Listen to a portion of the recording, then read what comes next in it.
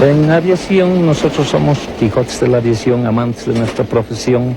No normalmente lo hacemos por una remuneración económica fuerte, sino porque nos hemos formado y tenemos tal cariño a la aviación. Tenemos todavía que trabajar con equipos ya obsoletos, ¿no? Por ejemplo, el horizonte artificial, que es a succión, que hay que estar cada rato ajustando, porque si eso se mueve, el avión toma otra posición. Y no pasa así en los aviones modernos, todo es muy preciso, ¿no? Es una emoción muy diferente, porque se vuela con los nervios siempre predispuestos a cualquier cosa. Uno de los pilotos más experimentados de Bolivia es el capitán Walter Vallivian. La primera tanda de la Escuela Civil de Pilotaje son tales señores. Entre ellos estoy yo, claro. Y es increíble pensar que de esos 9 que estamos, solamente vuelo yo. Es decir, 7 han muerto en accidente de aviación, 1 no voló nunca más después de recibirse, y yo que, gracias a Dios, sigo volando. Con más de 25.000 horas de vuelo, el capitán Walter Vallivian es uno de los últimos pilotos carniceros. Un Quijote aéreo fiel a su trabajo, que ama a su avión como a una mujer.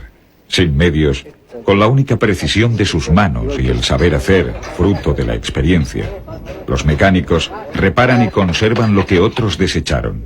Magos del motor, que fabrican sus propias piezas o recomponen otras de algún avión destrozado. En realidad acá todo mecánico es un orfebre. Acá fabricamos piezas que verdaderamente no podemos conseguir por otro lado. En Bolivia todos nuestros mecánicos son muy laboriosos y muy capaces en aviación para fabricar repuestos, para reparaciones y en fin, un sinfín de cosas que creo que en otros países no basarían por seguridad de las mismas aeronaves. Únicamente el olor a gasolina y aceite hace pensar que nos encontramos en un taller. Solo unos hombres vestidos con monos de trabajo, algún motor y algunas piezas indican que se halla en funcionamiento. Limpiar una pieza de polvo y arena, lijar un cilindro o colocar un rotor. Un mecánico carnicero es capaz de todo. La seguridad de los pilotos depende de ellos. Prácticamente todos los tipos de aviones que hay en Bolivia los he piloteado. El Curtiss es uno de los aviones más nobles y de los mejores para nuestro medio porque la gran mayoría de las pistas en Bolivia son de tierra. O sea que con una lluvia, bueno, se quedan prácticamente inoperables. Y este avión sí se defiende muy bien en lluvia.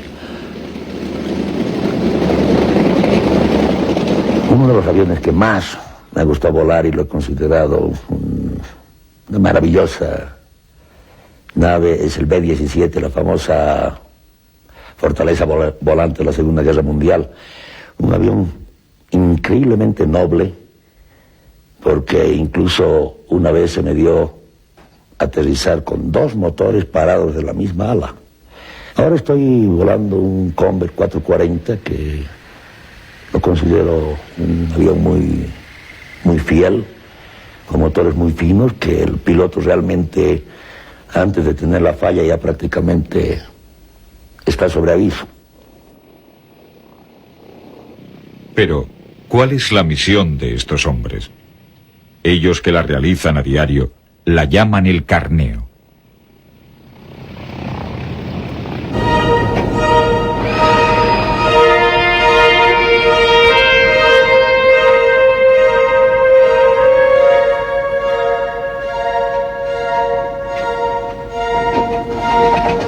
En esta ocasión, el arriesgado viaje durará 2 horas y media. Lo realizarán a bordo de un Convair el capitán Vallivian como piloto, Eugenio, al que llaman el pajarito, como copiloto, y Elías, el mecánico. Todo está ultimado hacia las 7 de la mañana. Solo queda comprobar la hoja de ruta, confirmar un buen clima en la cordillera, instalarse a bordo y ponerse en posición para iniciar el despegue.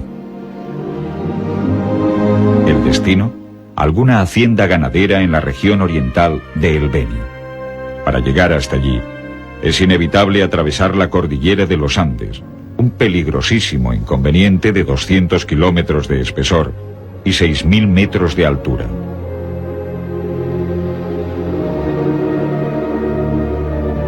Hay pocos pasos para atravesar la cordillera. El trayecto habitual del capitán Ballivián cruza los Andes por el Colorado entre montañas y cerros, que a duras penas va sorteando hasta llegar a su destino.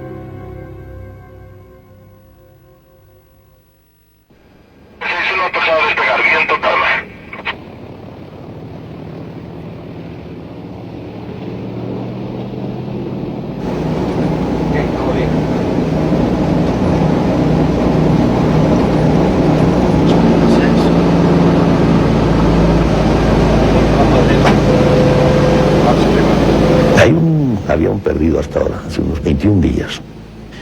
Este avión salió de Santana en la mañana a Bellavista. Y estaba volando de Camiare a La Paz. No, las condiciones no eran tan malas. No había muy mal tiempo. Solamente en cordillera estaba cubierta la cordillera. Bueno, no llegó a La Paz, se lo declaró en emergencia, etc. Y lo triste es que este piloto es uno de los pilotos también más experimentados que tenemos en Bolivia. Que teníamos, porque es de suponer que, bueno... El momento crítico es el de sobrepasar el Cerro Colorado. Aún sin carga, el viejo avión del capitán Ballivián supera por muy poco la barrera. Esta vez ha habido suerte. Sin contratiempos dejamos atrás los Andes y comenzamos el descenso hacia la hacienda ganadera en Pema, a su destino. Palmira, una hacienda ganadera. La tripulación se prepara para afrontar el aterrizaje en la selva, el último obstáculo del viaje de ida. Solo existe una pista pavimentada en toda la región de El Beni. La de hoy, al igual que la mayoría, es una pista de tierra y piedra que se convierte en un auténtico barrizal cuando llueve. Esta vez el piloto respira aliviado, no hay lluvia. Ahora dale. El 1961, 1-0 en Palmira, esta mañana. Hasta mañana.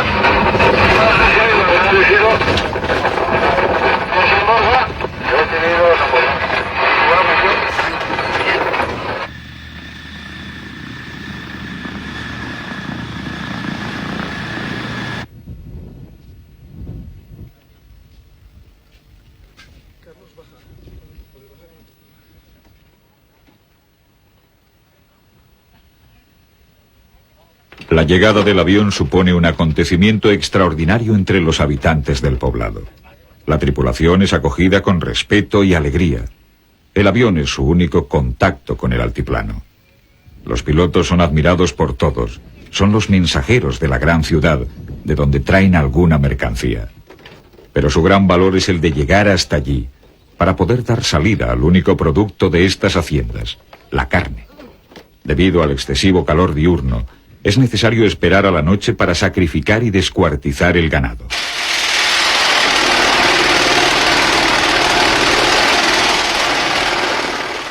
Uno a uno son despellejados y troceados para luego pesarlos en una dudosa balanza romana. Un exceso de peso podría resultar nefasto a la hora del despegue. La bodega del avión tendrá que estar cargada a las 5 de la mañana y todos han de intervenir, hombres, niños y mujeres. El olor a sangre y vísceras impregna el lugar, convocando a perros y cerdos que aprovechan cualquier descuido para llevarse su parte. Al amanecer, la bodega del avión está llena de carne.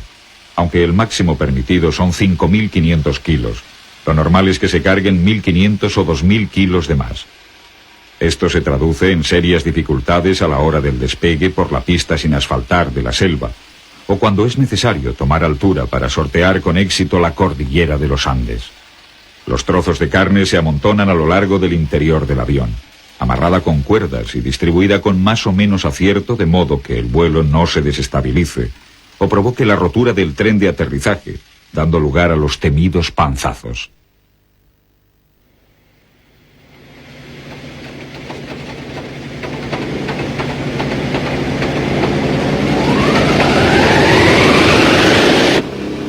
Al amanecer, el avión se prepara para partir.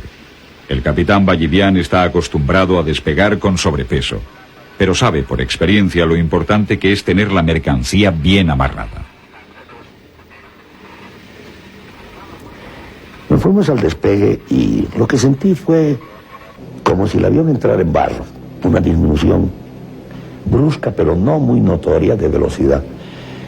Y yo en Curtis le daba unos 3, 4 golpes de compensador hacia adelante para que levante la cola y ponerme ya en posición horizontal. Pero esta vez di 4 golpes de compensador y no levantó. Entonces en ese momento me di cuenta cuál era el problema. Y el momento que cortaba aceleradores ya para abortar el despegue, se levantó el avión, la nariz al cielo, porque toda la carne se había ido a la cola. Entonces, ya sabiendo lo que me esperaba, grité: "¡Nos matamos, Lito!". Y la contestación del copiloto: "Mala suerte, capitán". Escuché a la gente que venía a auxiliarnos y levantando la mano la agité y escuché: "Apúrense, apúrense, están vivos", ¿no? Realmente ese momento me emocioné. Bueno, decía, ellos ya comentaban que vieron el golpe del avión y la cola simplemente era la que venía dando volteos detrás de nosotros, pues nosotros ya estábamos clavados en el lago. Para evitar la intoxicación por falta de aire, los tripulantes llevan a bordo oxígeno de emergencia que aplican a su boca por medio del manguito, un pequeño tubo conectado a una bombona de oxígeno. En toda mi vida de piloto he recibido 8 rayos en el avión, que es impresionante, de verdad. Y la más impresionante fue una que cayó en la trompa, en la nariz misma del avión, con una luz violeta pero intensa y un estruendo también violento. El más impresionante en realidad, pero después no había pasado zigzagueando el rayo hacia la cola, dejando un boquete a la salida, ¿no?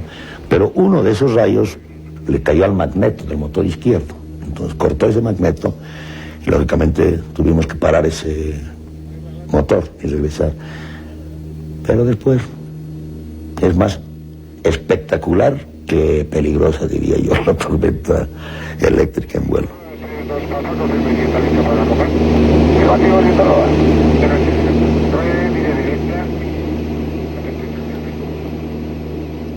Dejamos atrás la cordillera y su espesura de picachos, nubes y riscos. El altiplano aparece bajo nuestros pies como una inmensa calva en un bosque de montañas. La pista de aterrizaje es como un recuerdo que aflora a la mente tras un olvido momentáneo. Antes de tomar tierra, el capitán Ballivián apaga su motor derecho. Un desafío de locos para los acostumbrados a la tranquila seguridad de cualquier país desarrollado, pero insignificante y divertido para uno de los mejores pilotos carniceros de Bolivia.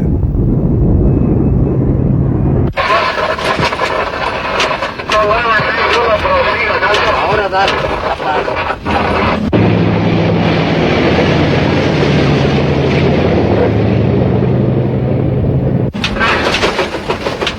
Hasta mañana.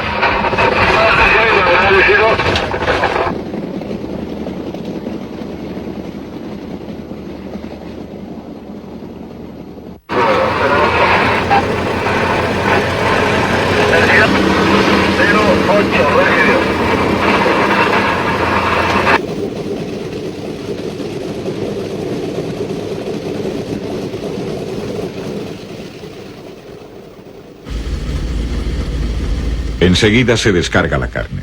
Las mujeres, ataviadas con los ponchos tradicionales y en la cabeza el sombrero borsalino, merodean por las cercanías para conseguir alguna víscera o una piel con la que aliviar su miseria. A veces es necesario disparar contra los perros hambrientos para alejarlos de la carne. En el interior del avión los hombres sacan los últimos trozos, el carneo finaliza. Pero es posible que esa misma tarde Ballivián vuelva a salir. No es extraño. Hay días en los que tiene que viajar hasta 4 veces.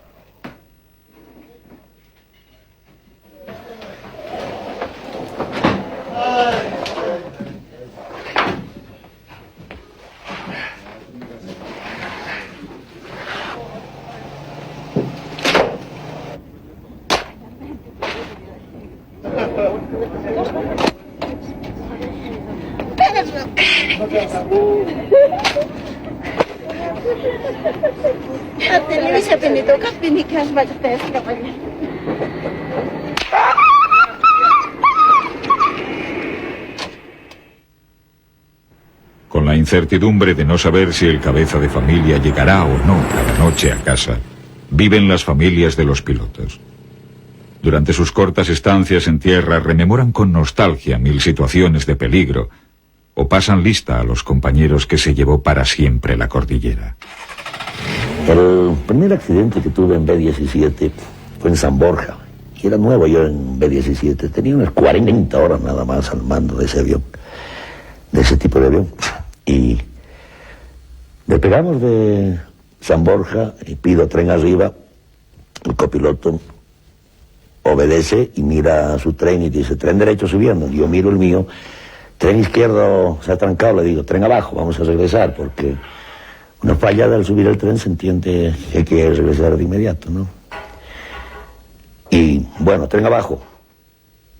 No baja el tren, tren izquierdo trancado. El derecho bajó, el izquierdo trancado. Bueno, y empezamos a dar vueltas y vueltas sobre San Borja para consumir combustible, para evitar o ser menos riesgoso el incendio ya en el Panzazo.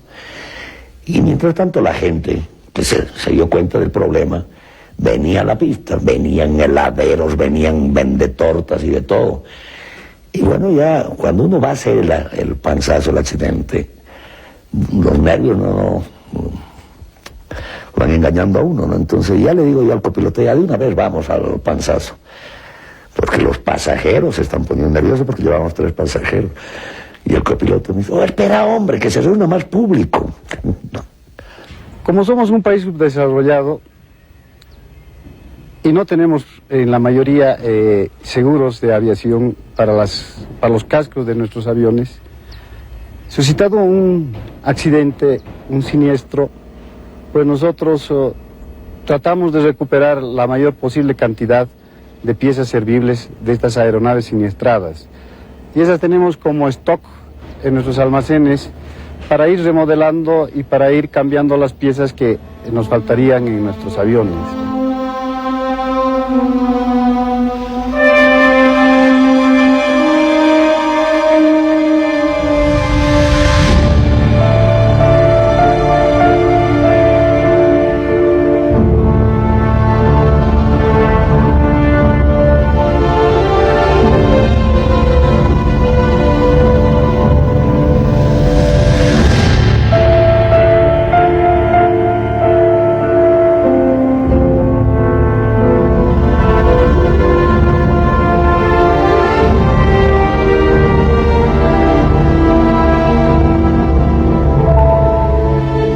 La remuneración por hora de vuelo en la actualidad es más o menos $30 por hora.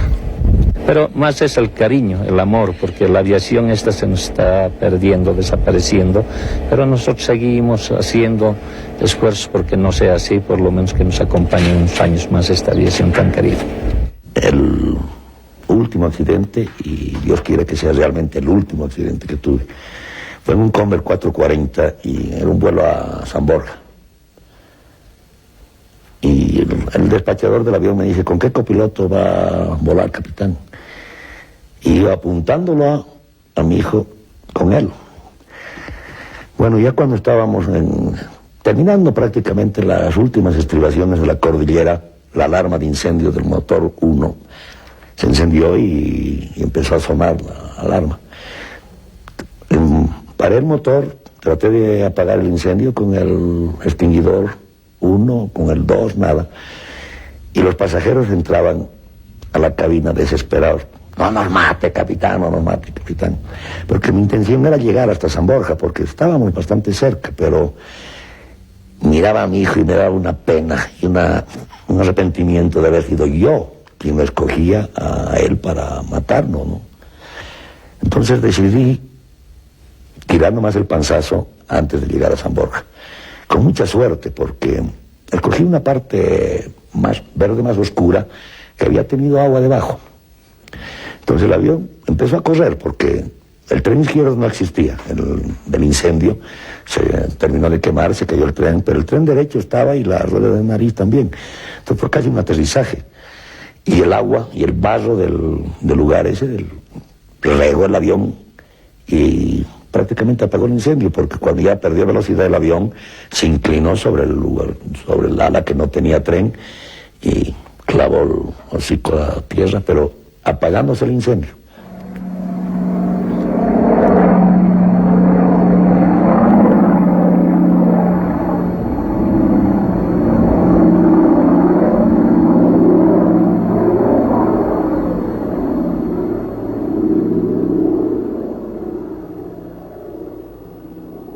No sé, sobre la palanca trató de destrabar y capitán entrenamiento, porque ese avión cada 2 vuelos era una emergencia, ¿no? Porque era realmente un avión de la guerra, un avión hecho para la guerra, desechable prácticamente. Y el copiloto, no, te vas a salir, me decía. Bueno, pide una soga, la misma que utilizamos. Yo creo que la vez que mi familia, mi esposa, se asustó más, fue cuando tuve un incendio en B-17, viviendo todo, uno botó humo en cantidad, se nos va el uno, le tiré la gritada al copiloto, lo embanó. Más o menos a la altura de Caranavi se declaró el incendio y no pudimos apagar tampoco el fuego, entonces decidí entrar a Santana. Aterrizamos y los troncos rompieron un tren de aterrizaje y las mangueras de frenos, que bueno, el avión medio... Con el golpe la cola del avión se partió a la altura justamente de donde ha debido estar el montón de carne, ¿no? Entonces, ya sabiendo lo que me esperaba, grité, nos matamos, Lito. Y la contestación del copiloto, mala suerte, capitán. El capitán Walter Bayipian desapareció la noche del 21 de agosto de 1992, 15 días después del rodaje de este documental. Su avión perdió el contacto por radio 2 minutos después de adentrarse en la cordillera rumbo a La Paz.